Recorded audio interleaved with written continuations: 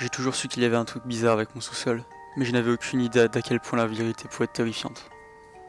Je me souviens quand j'ai vu la maison pour la première fois, j'avais 7 ans, et mes jeunes parents venaient d'acheter leur première maison.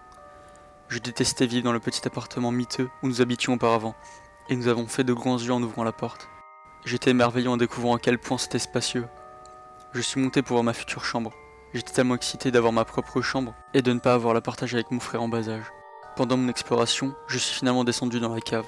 Le sous-sol n'était en rien comme le reste de la maison. En surface, l'intérieur était élégant et chic. La cave, elle, était froide, vide et malodorante. Le plafond était parcouru de vieux tuyaux sinueux, et le sol simplement couvert d'une dalle de ciment.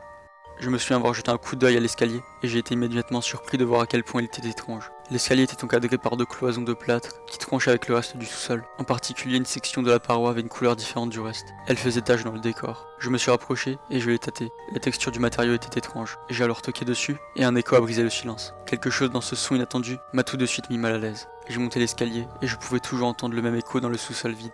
Alors que nous nous installions, j'ai commencé à me mettre à l'aise vis-à-vis de mon nouvel environnement. La maison devenait familière. Toute la maison, excepté le sous-sol, il venait toujours me rebuter, et j'évitais cet endroit du mieux que je pouvais. Notre famille n'aurait pas pu être plus heureuse. Moi et mon frère recevions tout l'amour possible de nos parents. Ma vie était parfaite. Puis ça a commencé. J'ai commencé à entendre des bruits étranges. Quand je l'ai signalé à mes parents, ils m'ont fait le grand classique, comme quoi c'était le bois qui travaillait. Une nuit en particulier a pourtant bien démontré que quelque chose n'allait pas. J'étais descendu à la cuisine pour prendre quelque chose à grignoter, et au moment de fermer la porte du réfrigérateur, j'ai entendu comme des tapotements dans le silence de la nuit. J'ai tendu l'oreille pour voir si je pouvais déterminer d'où venait le bruit. J'ai alors réalisé que ce son venait du sous-sol. Je me suis donc dirigé vers la porte de la cave et je l'ai ouverte, accueilli par l'obscurité. Mes oreilles se sont dressées.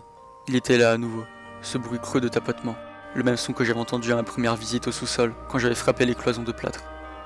J'ai allumé les lumières pour descendre les escaliers afin d'y jeter un coup d'œil. Les coups ont continué tandis que je descendais la première marche, et la peur m'envahit. N'y tenant plus, je suis retourné en courant dans ma chambre, et je me suis caché sous mes couvertures jusqu'à ce que la lumière du matin laisse place à une nouvelle journée. Je me souviens le lendemain, quand j'ai descendu les escaliers. Premier debout, je me suis dirigé vers le salon pour jouer à la Nintendo. Sur mon chemin, je suis passé devant la porte du sous-sol. Elle était fermée. Même si j'étais en panique quand je suis retourné dans ma chambre la veille, je me souvenais très bien avoir laissé la porte ouverte et les lumières allumées. Sur le moment, je me suis dit que ma mère ou mon père avaient dû le faire et je me suis plongé dans Super Mario Bros 3. Plus tard, je mentionnais l'incident à mes parents et ils m'ont assuré que ce que j'avais entendu était uniquement le son de la chaudière. J'étais sceptique, mais ouvert à toute explication logique. Environ un mois après avoir emménagé, ma mère m'a demandé de remonter du linge propre du sous-sol, là où se trouvait notre machine à laver. J'acceptais à contre-cœur. On était au milieu de la journée et suffisamment de temps s'était écoulé pour atténuer la peur que j'avais ressentie une semaine plus tôt.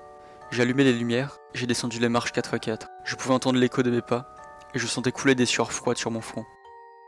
Arrivé à la dernière marche, j'ai brusquement senti une odeur nauséabonde. Mes parents m'avaient dit qu'il y avait une souris morte quelque part dans la cave et m'ont assuré qu'ils allaient la retrouver. J'ai saisi les chaussettes à la hâte et je les ai enfouies dans le panier à linge. Après avoir fermé la porte de la machine, j'ai examiné les alentours. Le silence de la cave était si étrange. Puis je l'ai entendu, un murmure presque inaudible. Au début, je pensais que c'était quelqu'un à l'étage, comme si sa voix se propageait dans le sous-sol. Cependant, ce n'était pas le cas. Ce bruit venait vraiment du sous-sol, dessous les escaliers. Alors que je restais figé par la peur, le murmure est devenu plus fort, bien que toujours à la limite de la perception humaine. Ce qu'il disait était incompréhensible pour mes jeunes oreilles. Puis il s'est arrêté, aussi vite qu'il a commencé. Je me suis déplacé vers les escaliers en gardant un œil sur la partie bizarrement colorée de la cloison de plâtre. Alors que j'entreprenais de m'éloigner pour échapper à ce qui s'annonçait comme un cauchemar, le moment le plus terrifiant de ma vie s'est produit. Un gros bruit sourd a secoué les escaliers, presque au point de me faire tomber à la renverse. J'ai monté les escaliers aussi vite que mes jambes me le permettaient. Les larmes aux yeux, j'ai raconté à mes parents ce qui s'était passé. Ils ont fait de leur mieux pour me rassurer, mais rien de ce qu'ils disaient ne pouvait apaiser mon esprit. Je leur ai dit que je n'aurais jamais dû descendre au sous-sol. Ils ont pris ma terreur au sérieux, car ils ont honoré ma demande. Ils ne m'ont plus jamais envoyé à la cave. Après 3 mois dans la maison, les choses étaient revenues à la normale pour moi. Et honnêtement, il y a eu une période de 2 semaines où j'ai été parfaitement serein. En fait, c'est probablement la dernière période de ma vie où j'ai connu une telle sérénité. Un moment en particulier me vient à l'esprit. Je me souviens avoir soulevé affectueusement Jonathan au-dessus de ma tête quand sa tétine était tombée dans sa bouche. Je me souviens lui avoir fait un gros câlin. Et je me souviens de cette odeur, cette merveilleuse odeur que les bébés émettent. C'est la dernière fois que j'ai senti ce parfum. Tout s'est anéanti pour moi et mes parents la nuit du 2 juillet 1999. C'est le jour où Jonathan a disparu. Une demande de rançon a été griffonnée dans un anglais à peine lisible et laissée dans son lit, exigeant 20 000 dollars en espèces. La note informait mes parents que s'ils contactaient la police, Jonathan serait exécuté. Mes parents se sont isolés dans leur chambre, et je pouvais les entendre se disputer sur la décision à prendre. Ma mère a finalement convaincu mon père, et a appelé la police. Le lieu et l'heure pour l'échange avaient été indiqués sur la note. Aussi, la police avait mis en place une écoute, au cas où le ravisseur se décidait à appeler. J'ai demandé à mes parents et aux policiers s'ils avaient soigneusement fouillé la maison, au cas où le ravisseur était encore là. Ils m'ont assuré qu'ils avaient tout fouillé, et que Jonathan serait vite récupéré. Mais une idée avait germé dans mon esprit, une idée qui allait grandir, et s'enraciner en moi tout au long de ma vie. Mes parents ont suivi les instructions, ils ont déposé l'argent et ont attendu à l'emplacement indiqué pour retrouver Jonathan. Le ravisseur n'est jamais venu. Inutile de dire que ça a déchiré ma famille. Les semaines ont passé et il n'y avait pas de nouvelles de Jonathan. Mes parents dynamiques n'étaient plus que l'ombre d'eux-mêmes, ma mère en particulier. Elle s'en voulait pour avoir prévenu la police et pensait que c'était la raison pour laquelle Jonathan n'avait pas été retrouvé. Une nuit, alors qu'elle sanglotait seule en buvant une bouteille de vin, j'ai finalement décidé de lui parler de la théorie que j'avais en tête. Je lui ai dit que je pensais que c'était celui qui était sous l'escalier, qui avait pris Jonathan, et qu'il était peut-être encore vivant. Elle a giflé mon visage si fort que j'ai vu des étoiles. Elle a crié sur moi. Sa culpabilité s'exprimait comme de la rage.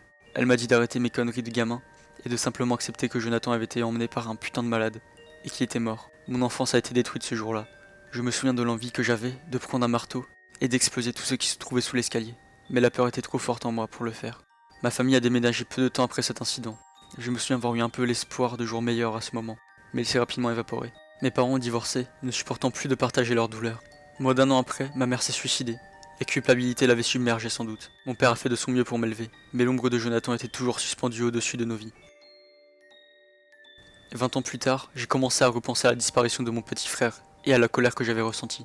Ma famille a eu une chance de jouir d'une vie normale et satisfaisante, mais elle avait été brisée par celui qui nous l'avait pris. On ne m'avait pas juste volé un petit frère, on m'avait volé une chance d'être heureux.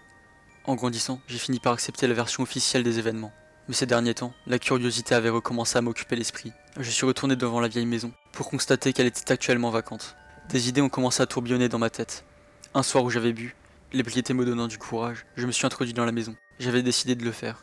Je me doutais que je n'allais rien retrouver sous l'escalier du sous-sol, mais j'espérais que ça allait achever un trop long chapitre de ma vie et me permettrait de tourner la page. À mon grand désarroi, les escaliers sonnaient exactement comme dans mon souvenir, et un bruit creux a envahi le vide du sous-sol. Arrivé en bas, j'examinais la cloison. Toujours cette petite zone à la couleur étrange, aussi sinistre que quand j'étais enfant. Cependant, la peur n'allait pas m'arrêter. En fait, je ressentais l'inverse. Je sentais un courage que je n'avais pas ressenti depuis longtemps, et le moment de vérité était venu. Avec toute la force accumulée en moi par des années de colère refoulée, j'ai foncé épaule en avant vers la cloison. Et les plaques de plâtre ont cédé au premier coup. J'ai ouvert les yeux, j'ai regardé autour de moi, et mon courage s'est envolé dans l'instant. Seigneur, des os partout. Un sentiment d'horreur inimaginable m'a pris en voyant les nombreux squelettes éparpillés. La lumière rasante donnait un air menaçant à leurs minuscules ossements. Des lambeaux de papier portant des inscriptions incompréhensibles parsemaient l'étroit espace. Il devait y avoir les restes de 20 ou 30 enfants. Ma peur a continué de grandir, tandis que je réalisais que les crânes étaient manquants. Un squelette en particulier avait attiré mon attention. Je suis tombé à la renverse quand j'ai vu ce qui ressemblait fortement à des traces de morsure sur le petit avant-bras. Je m'attendais à entendre un bruit sourd en tombant sur le béton. Au lieu de cela, j'ai entendu un son creux. Je regardais pour voir sur quoi j'avais atterri, c'était une trappe. J'ai essayé de trouver à nouveau du courage, et j'ai tenté de surmonter la peur. Je l'ai ouverte. Elle menait à un tunnel sombre. Un vide sanitaire qui pouvait à peine faire tenir une personne couchée sur le ventre. L'odeur d'humidité qui s'en échappait me répugnait, mais je savais ce que je devais faire. Avant même d'être conscient de ce que mes muscles faisaient, je m'étais retrouvé à ramper dans l'obscurité, me dirigeant vers Dieu sait ce qui se trouvait à l'autre bout. J'ai levé les yeux, apercevant un ray de lumière dans les ténèbres. J'étais arrivé au bout du tunnel. Avec appréhension, j'ai poussé la trappe vers le haut. J'ai sorti ma tête prudemment. À ma grande surprise, le tunnel conduisait à l'autre bout de l'escalier. Je me suis extirpé hors du tunnel pour me trouver dans le coin du sous-sol, faisant face à un sèche-linge couvert par des années de poussière. Tout cela me plongeait dans la confusion, mais avant que je puisse former une pensée cohérente, les lumières s'étaient éteintes dans le sous-sol. Mon cœur s'est serré quand j'ai commencé à entendre quelqu'un descendre les escaliers, marchant lentement mais sûrement, me signifiant que je n'étais plus seul. À chaque pas, mon cœur s'arrêtait de battre. C'est là que j'ai commencé à entendre ces chuchotements incompréhensibles, qui m'étaient familiers. Les souvenirs d'une enfance perdue me sont soudainement revenus en masse. Craignant que la pénombre ne me cache pas convenablement à ce qui approchait, je me suis recroquevillé derrière le sèche-linge, ne voulant pas prendre le risque de voir quelque chose qui pouvait terroriser toutes les fibres de mon être. La panique grandissait en moi. Qu'est-ce que j'allais faire s'il découvrait que son repère avait été révélé? Alors que je réfléchissais à mes options, des cris ont éclaté. Je parle de cris, mais rien ne pouvait réellement décrire ces sons gutturaux. Le bruit qui venait de briser le silence de la cave était si glaçant, si surréaliste. Il défiait toute description. Il était clair qu'il savait que quelqu'un avait découvert son sanctuaire. En un rien de temps, j'étais déjà dans les escaliers, fuyant pour ma vie. J'ai couru à ma voiture, trop effrayé pour me retourner. Tous mes muscles travaillaient en concert. J'ai ouvert la portière et tourné à la clé dans un mouvement rapide. Alors que ma voiture démarrait sous la lumière des lampadaires, l'ombre est tombée sur ma voiture. Je n'ai pas regardé en arrière. J'ai roulé pied au plancher jusqu'au commissariat le plus proche.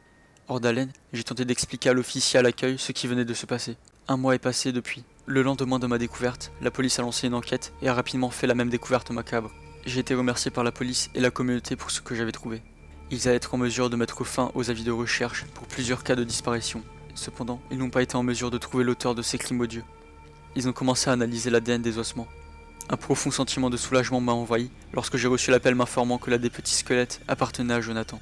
J'ai partagé les nouvelles avec mon père. Son regard s'est illuminé, le fardeau qu'il avait porté pendant tant d'années était enfin levé. Nous nous sommes embrassés, des larmes plein les yeux.